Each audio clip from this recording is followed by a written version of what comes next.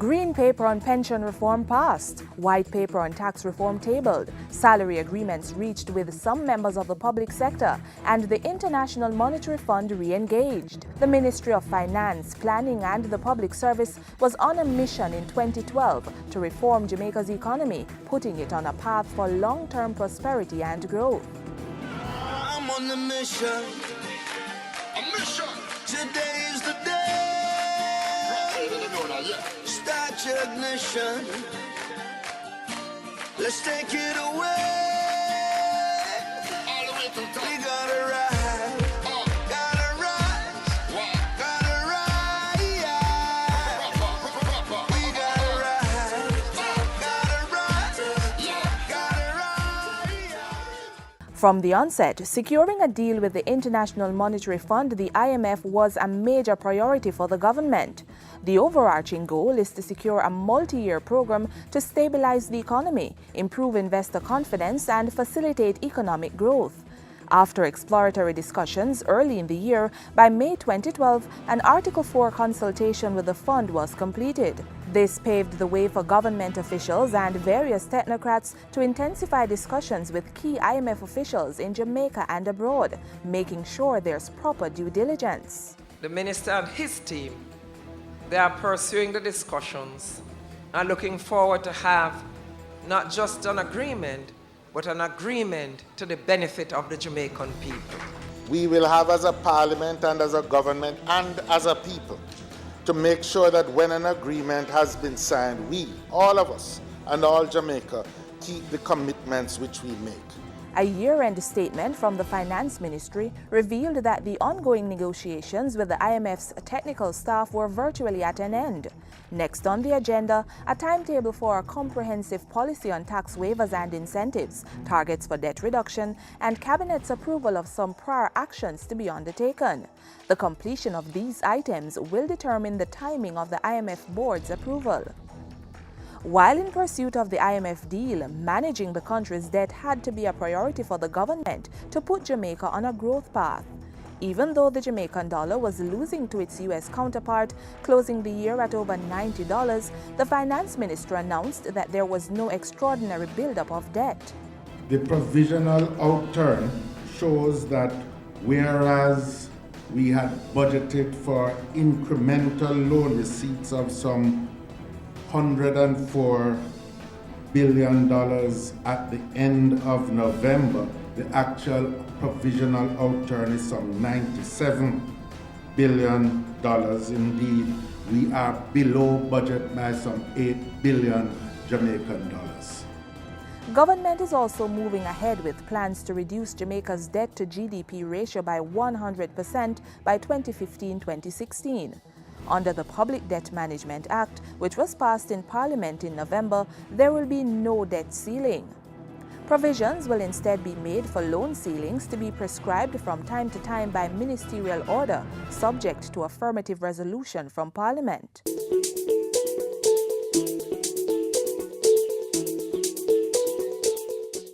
Tax reform was also a key pillar of the government's economic reform program in 2012.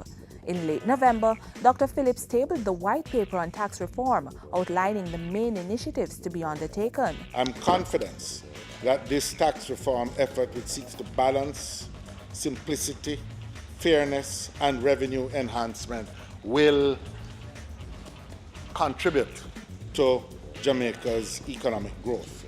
The document, which went through a series of public consultations, includes a further reduction in the General Consumption Tax (GCT) rate, standardizing corporate income tax, reforming the waivers and incentives regime, and strengthening tax administration. The government has already made a step in the right direction, reducing GCT by 1% to 16.5%. As part of a pilot project, the Ministry of Finance, Planning and the Public Service also conducted the first transaction under the Central Treasury Management System (CTMS) in November.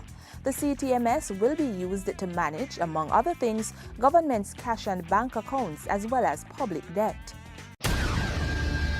We are committed, and subject to the approval of the House, to a contributory pension scheme in the public sector, which will allow for guaranteed returns on the pension. And in a bid to achieve that vision, the Green Paper, which is a report from the Joint Select Committee on Pension Reform, was debated and adopted in the lower house. It suggested that new public sector employees begin paying 5% of their earnings towards their pension as of January 2013, and existing workers in the 2013-2014 fiscal year.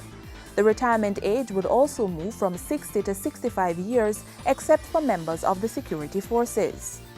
And even as the government moved to secure public sector pensions, the public sector wage bill got equal attention. Horace Daly was appointed Minister without portfolio in the Ministry of Finance, Planning and the Public Service, with responsibility for the public service. This morning's activity is the culmination of several months of tough negotiations. Minister Daly was talking about negotiations that led several trade unions to sign a heads of agreement with the government to give public sector workers several benefits in the 2010-2012 contract period in lieu of a salary increase. Police officers who did not sign the original agreement later followed. Benefits included housing for public sector workers and making the position of district constables pensionable. Public sector workers who are designated traveling officers also got a 22.5% increase in their traveling allowances. Discussions also began for the 2012-2014 contract period. We are prepared to walk with the work. They are already having it hard, making ends meet for the families, meeting school bills, meeting their medical bills, dealing with just the needs of everyday life. Somebody can say, well, throw them out on the unemployment pile. Yeah, someone said that is not our view. Their way is not our way. We believe that respect is due. 3,000 vacant posts were removed from the civil service through the Civil Service Establishment Order 2012 resolution. And to improve accountability and transparency within public bodies, the corporate governance framework was tabled in November. The public-private partnerships or privatization policy was also tabled to correct weaknesses in agreements, like the lack of effective monitoring and coordination. Speaking of public-private partnerships, the government supported the establishment of the country's first credit reporting agency. Credit Info Jamaica Limited was officially commissioned into service in December 2012 after receiving its license in March. Prime Minister Portia Simpson Miller welcomed the initiative, saying it was a vehicle for strengthening the country's financial system. And with the introduction of facilities like Credit Info, interest rates charged to borrowers can now be determined on risk-based pricing. Interest rates can be based on the risk profile of different borrowers as set out in their credit rating.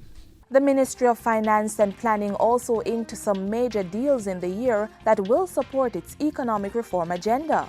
For example, the Economic Partnership Agreement Capacity Building Project in December 2012, designed to improve the infrastructure facilities that support the export industry in order to promote competitiveness and food security. Funded by the European Union to the tune of $240.75 million, the 18-month project will further boost Jamaica's efforts to be on par with international standards and best practices. To improve port security and to prevent the unlawful use of containers such as drug trafficking, a memorandum of understanding was signed with the United Nations Office on Drugs and Crime to implement a World Customs Organization container control program. The mislabeling of containers also leads to significant revenue evasion in the ports. Given our current fiscal situation, Jamaica critically needs the revenues to execute vital programs, and we also want to establish a general atmosphere of law-abiding behavior on our ports and elsewhere. A tax treaty was also signed with the Macau Special Administrative Region in China to exchange tax information so as to further monitor taxpayers in both countries. And to help reduce violence and serious crimes in high-crime urban communities, government signed a $1.04 billion agreement with the Inter-American Development Bank to fund a second expansion of the Citizen Security and Justice Program, CSJP2. The Ministry of Finance, Planning and the Public Service on a mission in 2012 with a vision to improve Jamaica's economy and foster economic growth. I'm on the mission. A mission. Today